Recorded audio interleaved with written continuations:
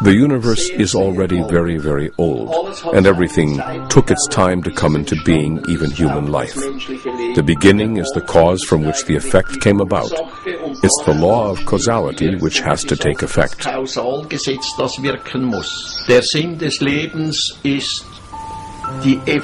The meaning of life is the human being's evolution with regard to his consciousness.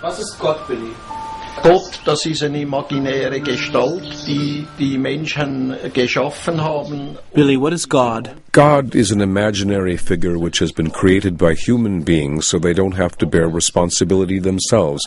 Rather, they can shift it onto a deity, but God, in and of itself, is nothing other than a title for a human being who is very highly evolved. Gott ist also nicht das, was die Menschen irrtümlich annehmen.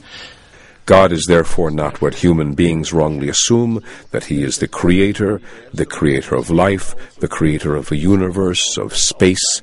God is nothing other than a title, be it Allah or Shiva, etc.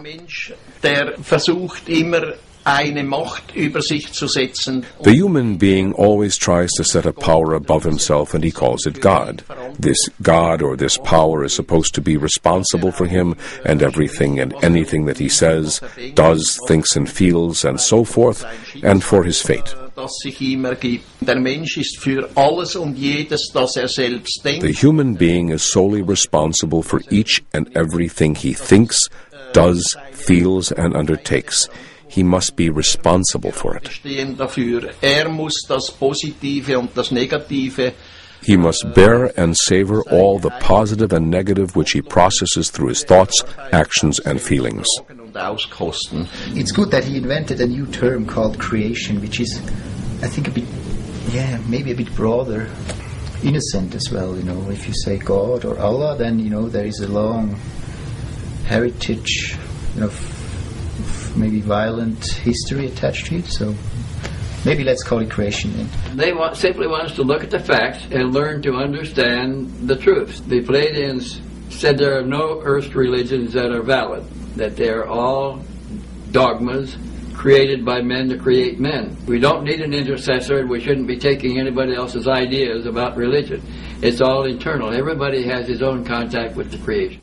Because in various cultures from the Middle East, South and Central Americas and India, etc., all of the gods of the past were extraterrestrial humans. Many of them were the forefathers of the Pleiadians. Because their ancestors set in motion these religions, which have led to many of the problems we face today, they want to help us.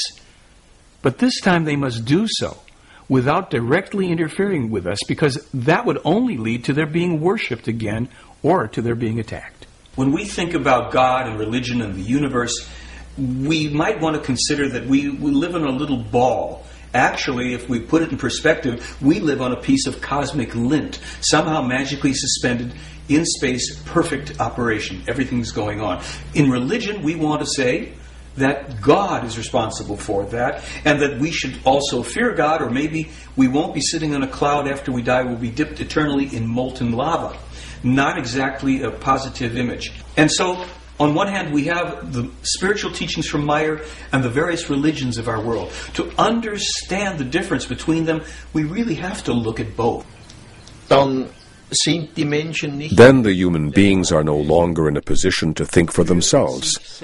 They still only think in the framework prescribed by religions, sects, philosophies, and ideologies.